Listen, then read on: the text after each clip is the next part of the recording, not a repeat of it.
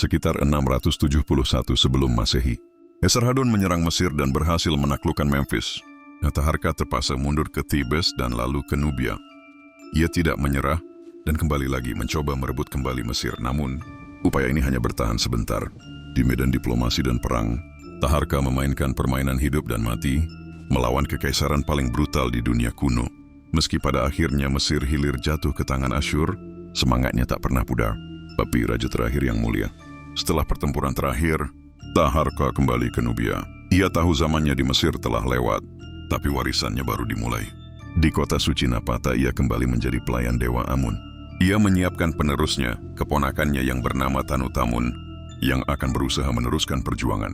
Tapi Taharqa tahu, masa depan tidak selalu milik para pemenang perang, melainkan milik mereka yang meninggalkan jejak abadi. Ketika usianya mendekati 50 tahun, tubuhnya mulai melemah. Ia wafat sekitar tahun 664 sebelum Masehi, dimakamkan di piramida raksasa di Nuri, salah satu makam terbesar dari para Raja Kush. Besi, warisan Raja Nubia. Taharqa bukan hanya raja, ia adalah simbol penyatuan dua dunia, Mesir dan Nubia, utara dan selatan, langit dan bumi.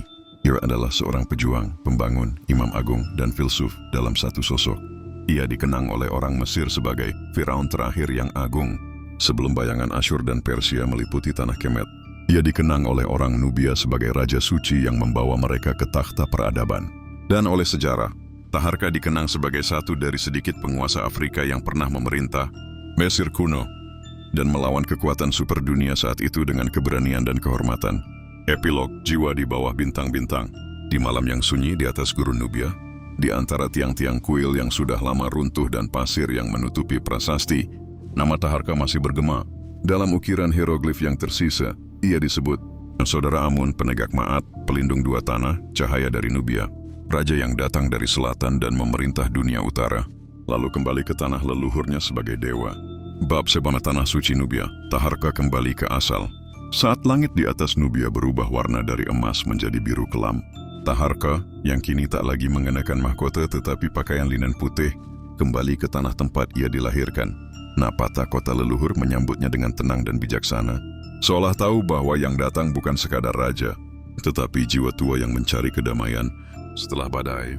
Meski telah kehilangan Mesir hilir, Taharqa tidak kehilangan martabat. Di Napata dan Meroe, para pemahat memahat kisah-kisah kepahlawanannya ke dinding kuil. Kuil di Gebel Barkal diperluas dan di sana ia bermeditasi, berbicara dengan para pendeta Amun, membicarakan bukan lagi soal kekuasaan, tapi tentang keseimbangan alam, kosmos,